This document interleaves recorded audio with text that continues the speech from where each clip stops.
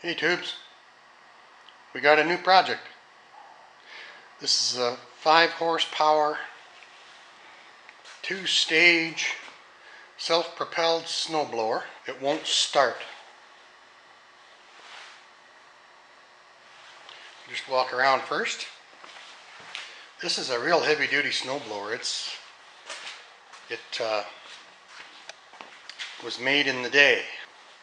The kill switch has been broken off. It's a Tecumseh motor.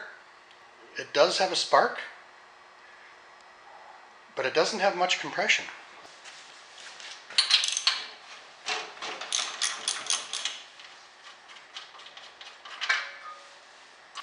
So I'm putting my finger over top of the spark plug hole and I pull it.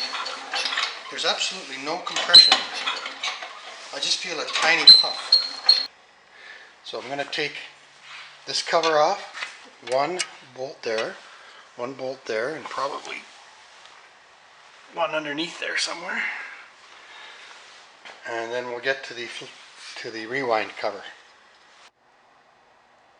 Okay tubes, I had to take the 3 head bolts off the top here. And now I'm taking the 2 lower bolts off of the engine shroud right here.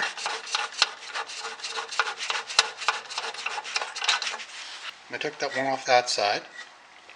And now we're going to disconnect the gas line.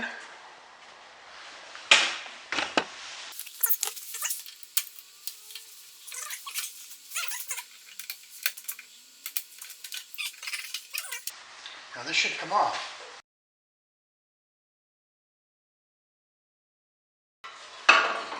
Hey. So that's, isn't that crazy to have the gas line go through like that? Alright guys, because we're having compression issues, we're going to take the head off. I did take the first 3 bolts off the head to get the engine shroud off. Now I'm going to take 4, 5, 6, 7, and 8 off. I don't know if that's how they're numbered in the manual, but that's how I did it. And then we're going to have a look inside the cylinder.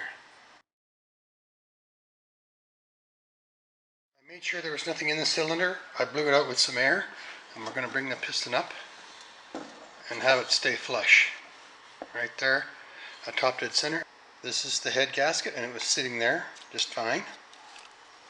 And now we're going to clean things up. First I'm going to get a small wire brush and I'll work from there. Excuse me folks. Okay, now I'm going to clean it up a little more with this electric brush.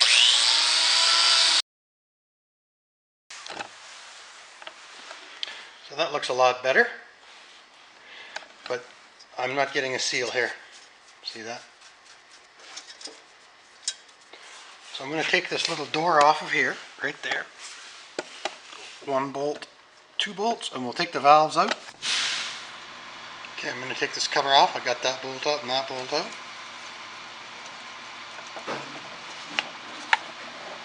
And inside there you'll see there's 2 valves. We're going to take those valves out and shorten them up a little bit.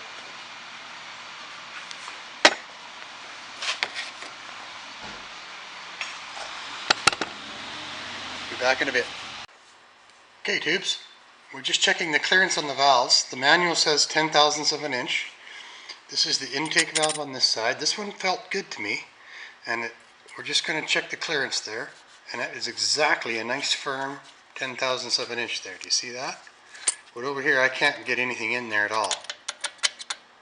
So even in the closed position, this valve's closed, it's just held open a tiny bit. So what we're going to do is we're going to remove this valve, take it out, and just shorten it a smidgen. I do not have a valve spring remover, but I have a long pair of needle nose which will work just great and get that out of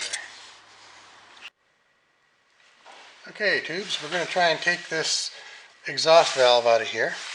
I don't have valve spring pliers, but these are very long needle nose, and I'm just going to take you up here for a second.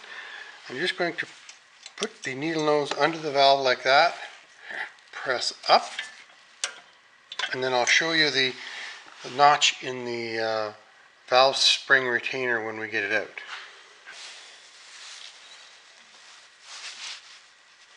I'll hold the valve down with my hands. I'm going to need a screwdriver too.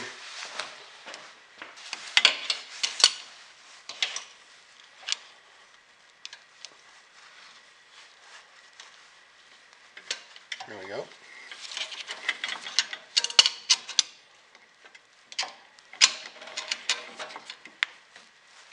There we go, that's all there is to it. Pop the valve out from the top, like that. So there's just a little notch in the valve there. I'll take the valve spring out. And I'll show you the retainer. So that's the top of it. And that's the bottom. Just goes, if it's assembled, goes like that. And then when it comes off, you push the valve down and it comes off that notch right like that. It's hard to believe that actually stays together, pounding up and down like that. But that's all there is to it.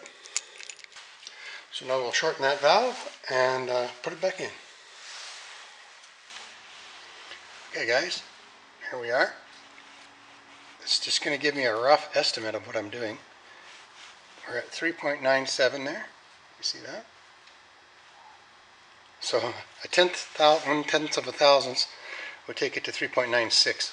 So it's a tough measurement, but I'm not going to take much off here on the grinder, and we'll go over there right now and do it.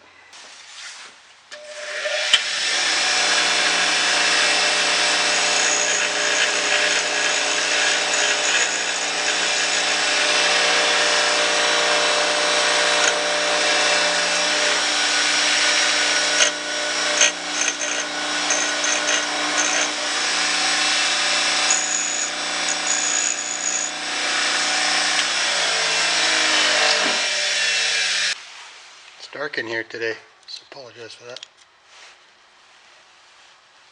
So we're at 3.96, so that's very crude, but that gives us an idea. I'm just going to do a light lap on this valve now.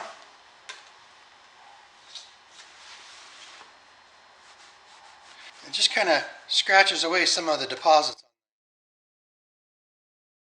You'll hear kind of a scratching sound like that.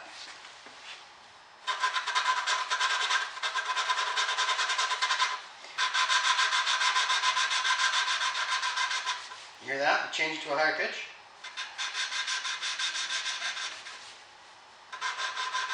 There we go.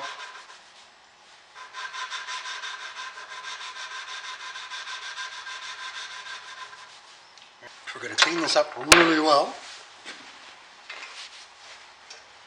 And I'm not doing I'm not going to do the intake valve because it doesn't need to be done. If you look there, there's a nice finish on the edge of that valve. So I'm going to reassemble it just like I took it apart. I'll come back. Okay, I've shortened the valve, and you can see the end is polished a little bit. I mean, it's a rough job, but I've said before, we're not building the Space Shuttle Columbia here.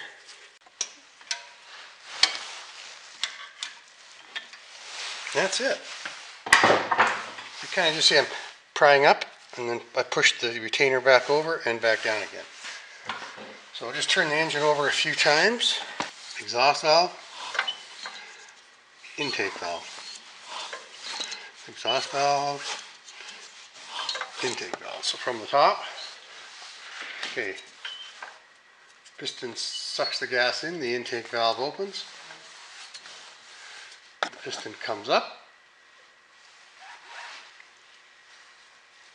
spark, explosion, and then the exhaust out the exhaust to the muffler. Alright guys, we are now to the point where we're putting the head back on. The head gasket looks good to me. There's no burn marks or gas escaping around the edge.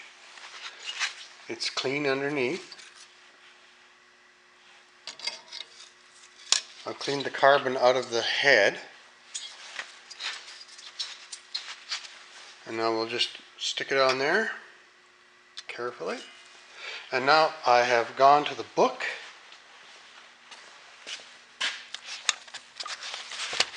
I know you can get this on the internet, but if you have the book, sometimes it's just easier to open a book. And it says right there, torque the cylinder head to 200 inch-pounds in 4 equal stages of 50 inch-pounds. Follow the sequence shown in the appropriate diagram, and you start and do a cross pattern. 1, 2, 3, 4, 5, 6, 7, and 8. So we'll just do that, or something so similar. Okay guys, I have the head on, and unfortunately to put the head on we have to put the rewind on, and the shroud, the head cover, and the gas tank. So now the bolts are still all, you see that, they're all hand loose, and I'm going to go 1, 2, 3, 4, 5, 6, 7, 8 or something like that. And I'm going to do this 4 times up to 200 inch-pounds, and then I'm going to take it to 220 inch-pounds just because it's a used head and it's an old machine. So we'll come back at the final torque. Okay guys, this is the final torque, and I made sure there was no dirt in any of the holes, and I wire brushed all of the head bolts on the bench brush, and I put just a tiny bit of anti-seize, high temperature anti-seize on each bolt, just on the very bottom, because I'm me. No other reason. So let's do this. So they're not moving much on this last stage.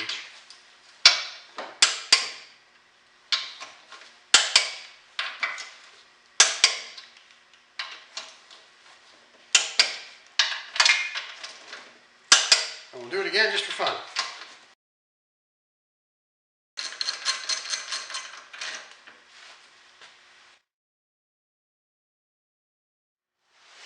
Okay, tubes, this is the moment of truth. I've just wired up a temporary tank to the carburetor because the built-on tank has a shut-off valve that leaks. So we're going to have to address that first. But I always want to know if they're running first. So let's just give it a tiny bit of my 10% oil and 90% gas. That'll probably be too much. And it should fire. You ready?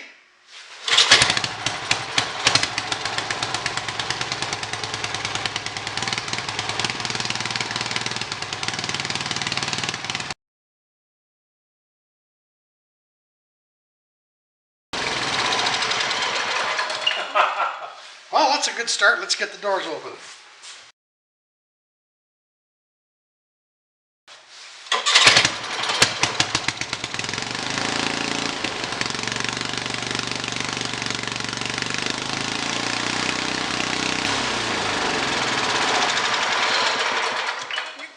Alright guys, that is a very, very, very crude first time fire up because this tank was cavitating, and I don't have a throttle yet. The throttle arm is broken off of here, but it's alive!